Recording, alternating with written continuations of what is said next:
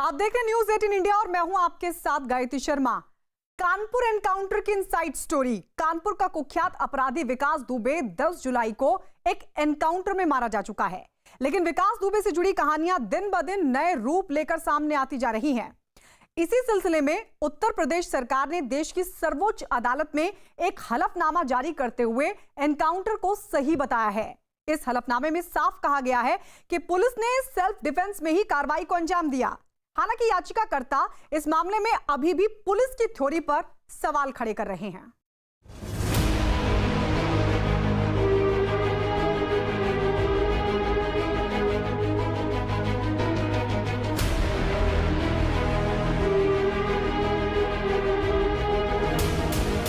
Police ने आत्मरक्षा में किया विकास दुबे का एनकाउंटर।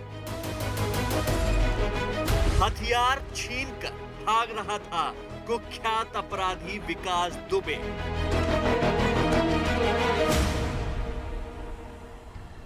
दस जुलाई को भी पुलिस पर गोलियां चलाना चाहता था विकास दुबे।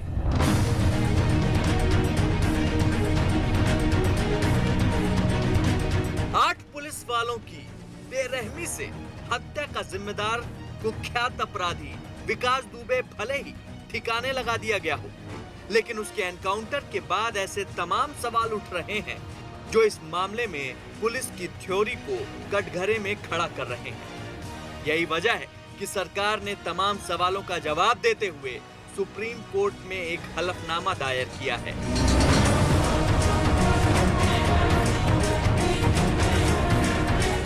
जिसमें 10 जुलाई की सुबह कानपुर के सचंडी इलाके में हुए एनकाउंटर का पूरा सच बयां किया गया है।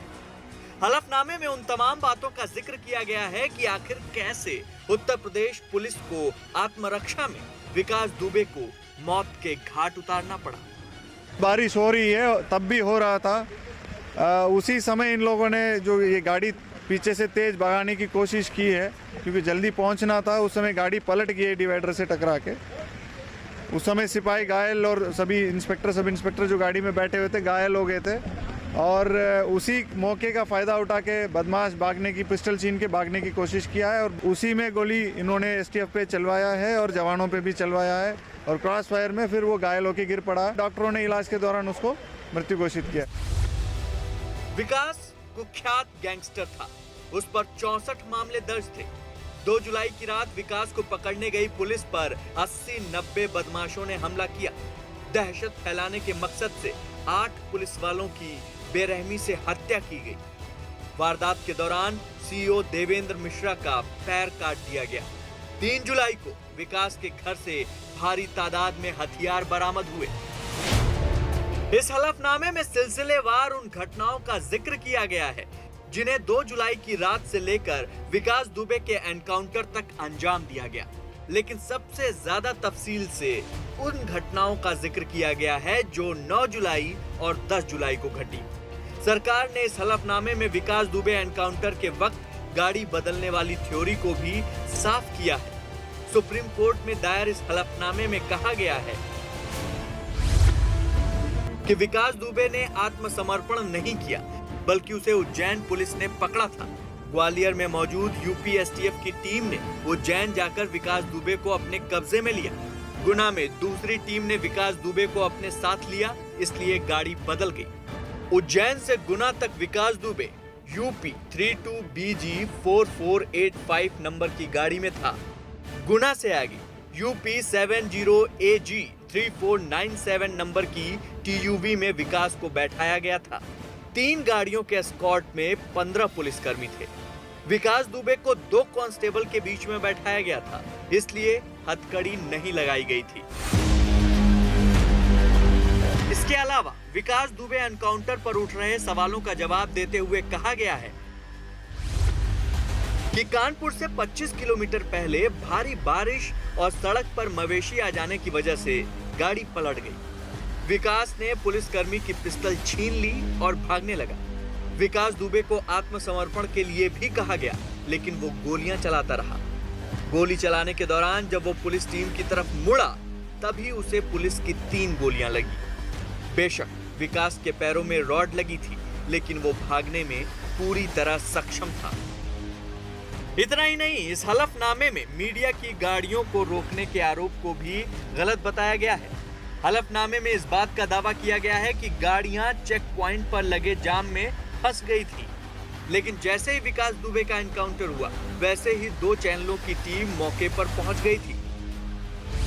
विकास दुबे एनकाउंटर मामले में पुलिस की भूमिका संदिग्ध नहीं है, फिर भी मामले की जांच के लिए न सिर्फ एसआईटी का गठन किया गया है बल्कि हाई कोर्ट के रिटायर्ड जज की अध्यक्षता में कमेटी भी बनाई गई है। एसआईटी और न्यायिक आयोग इस मामले की जांच कर रहे हैं। विकास को अब तक संरक्षण देने वालों का पता लगाया जा रहा है। दायर किए गए हलफनामे में दी गई दलीलें साफ तौर पर एनकाउंटर पर उठ रहे सवालों का जवाब दे रही हैं, लेकिन याचिकाकर्ता और वकील अनूप अवस्थी इस हलफनामे पर ही सवाल उठा रहे हैं। मेरा मूल प्रश्न यह था कि यदि कोई व्यक्ति भले ही हार्डेंड क्रिमिनल क्यों ना हो, पुलिस की कस्टडी में होता है तो क्या पुलिस को उसको मारने का अधिकार मिल जाता है? ये दरअसल रूल ऑफ लॉ से जुड़ी हुई हत्या है, ये रूल ऑफ लॉ की हत्या है, तो इसका कोई उत्तर उसमें नहीं दिया गया है। मैं अपना जवाब तैयार कर रहा हूँ और शीघ्र ही उसको फाइल करूँगा। एक और प्रश्न जो मैंने उठाया था कि आखिर किस अधिकार और आधार के पर जो क्राइम सीन है उसको ख़त्म किया गया, जो एविडेंस था उसको नष्ट किया गया पुलिस के द्वारा, उसका भी कोई उत्तर उसमें नहीं दिया गया है।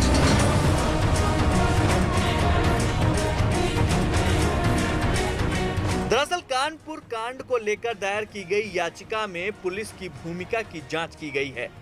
हालांकि याचिका मुठभेड़ से पहले देर रात दायर की गई थी, जिसमें विकास दुबे के एनकाउंटर की आशंका भी जाहिर की गई थी। फिलहाल इस मामले में अगली सुनवाई सोमवार को होनी है।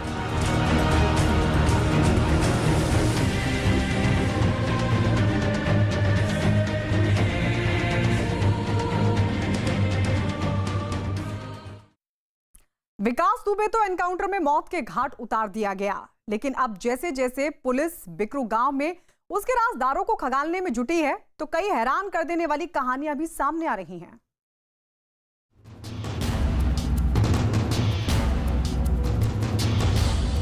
गाड़ी साइड में खड़ी करने लगा तो बोलते हैं बीच रास्ते में ऐसे से लगा दो, गाड़ी रास्ता जाम कर दो। साहब वहाँ कम से कम 20-25 लोग थे और उसमें थोड़ी देर बाद फायरिंग होने लगी। प्रभात की छत से और गोपाल और उसके क्या नाम है प्रेम प्रकाश की छत से, और एक कच्ची उधर छत थी उस छत से हो रही थी फायरिंग। ढोल नगाड़ों के बीच ये तस्वीरें उस 29 जून की हैं, जब कुख्यात अपराधी विकास दुबे अपने राइट हैंड माने जाने वाले अमर दुबे की शादी में पहुंचा था। दावा किया जाता है कि इस दौरान विकास दुबे और अमर दुबे के बीच कोई ऐसी बात हो गई जिसकी वजह से विकास दुबे गुस्से से आग बबूला हो गया। अमर दुबे की शादी के इस नए वीडियो में साफ नजर आ रहा है कि दोनों के बीच किसी बात को लेकर कहासुनी हुई, जिसके बाद विकास कई घंटों तक अमर दुबे के पास नजर नहीं आया।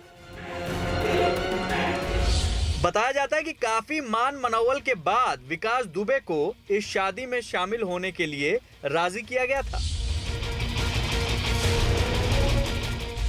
इतना ही नहीं, अमर दुबे की शादी से ही जुड़ा ये वीडियो भी सामने आया है, जिसमें जयमाल के बाद और फेरों के वक्त कुछ ऐसे वीडियो कैद हुए हैं जिन्हें देखकर साफ अंदाजा लगाया जा सकता है कि अमर दुबे की पत्नी खुशी और उनकी मां गन पॉइंट पर हुई इस शादी से खुश नहीं थे। बताया जाता है कि खुशी के परिवार वालों को बंदूक की नोक पर ही विकास दुबे ने इस शादी के लिए राजी किया था। विकास दुबे के राइट हैंड अमर दुबे की शादी में ही विकास के दबदबे की तस्वीर भी साफ दिखाई दी, जहां सिविल ड्रेस में ही नहीं बल्कि खाकी वर्दी में भी पुलिस विभाग के आरक्षी नजर आ रहे थे। इतना ही नहीं, विकास दुबे को संरक्षण देने वालों के खिलाफ फाइलें तैयार करने में भी ये सबूत कारगर साबित हो सकते हैं, क्योंकि वीडियो में विकास दुबे के साथ स्थानीय स्तर के नेता भी मौजूद हैं। जिस वजह से ये तस्वीरें साफ करती हैं कि आखिर विकास दुबे का रसूख कहां तक था। विकास दुबे की आपराधिक जिंदगी की पड़ताल कर रही पुलिस के सामने रोजाना ऐसी कहानियां आ रही हैं जो विकास के अपराध की फाइलों का सच बयां कर रही हैं। इसी कड़ी में कानपुर पुलिस के हत्थे उस खुदाई करने वाली मशीन का ड्राइवर भी चढ़ा है जिसे 2 जुलाई की रात पुलिस का रास्ता रोकने के लिए खड़ा किया गया था। करीब 12 बजे के टाइम, थोड़ा 12-5 हो गया, मतलब टाइम नहीं देखा था, आधी रात हो चुकी। तो वहाँ पे सर एक प्रेम प्रकाश आया, बोलता है विकास भैया ने गाड़ी मंगाई है, जल्दी ले चलो, अर्जेंट है। मैं बोलता हूँ अभी तो काम ख़त्म नहीं हुआ है, तो बोलता नहीं अर्जेंट काम है, ले चलो।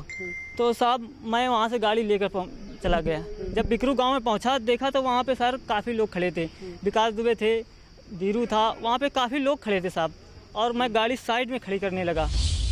इस दौरान आरोपी राहुल पाल ने यह भी बताया कि किस तरह से विकास दुबे ने डरा धमका कर खुदाई करने वाली मशीन को पुलिस का रास्ता रोकने के लिए खड़ा करवाया था। बीच रास्ते में ऐसे लगा दो गाड़ी, रास्ता जाम कर दो। तो मैं बोलता हूँ क्यों, अब तो रात है, क्या दिक्कत है? बोलता मैं जितना बोल रहा हूँ उतना करो, ज़्यादा बकवास करने की ज़रूरत नहीं है, टाइम नहीं है। मैं साहब गाड़ी वहाँ पे बीच रास्ते में लगा दी। इसके बाद में सर मैं जेसीबी नीचे उतरा, तो साहब बोलते हैं कि जेसीबी, जब मैं नीचे उतरा तो विकास दुबे बोलते हैं कि नहीं, इसी गाड़ी में तुम लेट जाओ अंदर इसके। तो धीरू बोलता है कि नहीं, इसको जाके बड़ी वाली छत पे चढ़ा दो, विकास दुबे की बड़ी वाली छत पे चढ़ा दो। साहब हमको ले जा करके बड़ी वाली छत पे चढ़ा दिया गया। तो साहब जब बड़ी वाली छत पे हम चढ़ गए, नीचे से जीना से लगी हुई गेट है, उसमें से अंदर से बाहर से कुंडी लगा दी। साहब जब मैं ऊपर चढ़ा तो ऊपर देखा तो बहुत लोग थे, जिसमें से मैं गांव के लोगों को मैं पहचानता हूं। तो जब वहाँ देखा तो बहुत सबके हाथ में बंदूकें थीं, और साहब वहाँ कम से कम 20-25 लोग थे। इतना ही नहीं, राहुल पाल ने हमें ये भी बताया कि 2 जुलाई की रात किस तरह से विकास दुबे और उसके गुर्गे पुलिस पार्टी पर मौत बनकर टूट पड़े। सर थोड़ी देर बाद फायरिंग होने लगी साहब।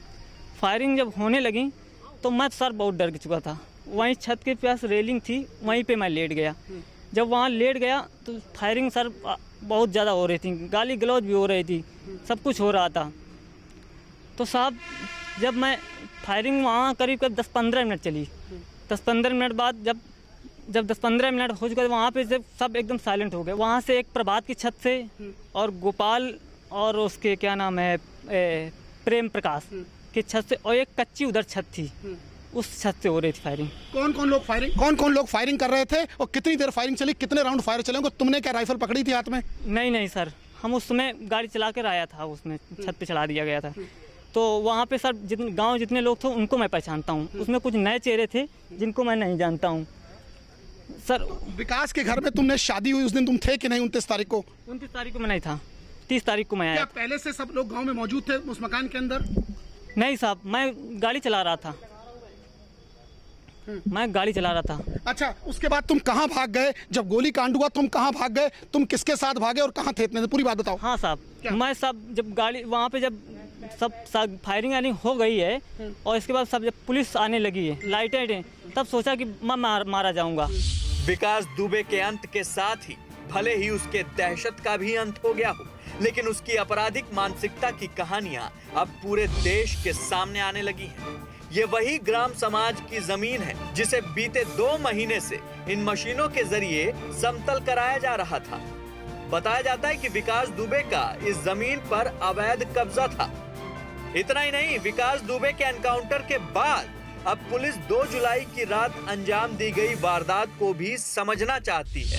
इसी सिलसिले में पुलिस ने घटना की रात के हालात का रिक्रिएशन किया ताकि ये पता लगाया जा सके कि आखिर विकास दुबे और उसके साथियों ने 2 जुलाई की रात किस तरह वारदात को अंजाम दिया। अपराध के पोस्टर में विकास दुबे एक ऐसा चेहरा बन गया था जो सियासत के गलियारों से लेकर पुलिस के बड़े अधिकारियों तक अपना ताल्लुक रखता था। यही वजह है कि अब पुलिस विकास दुबे को संरक्षण देने वाले लोगों से जुड़े सबूत तलाश रही है।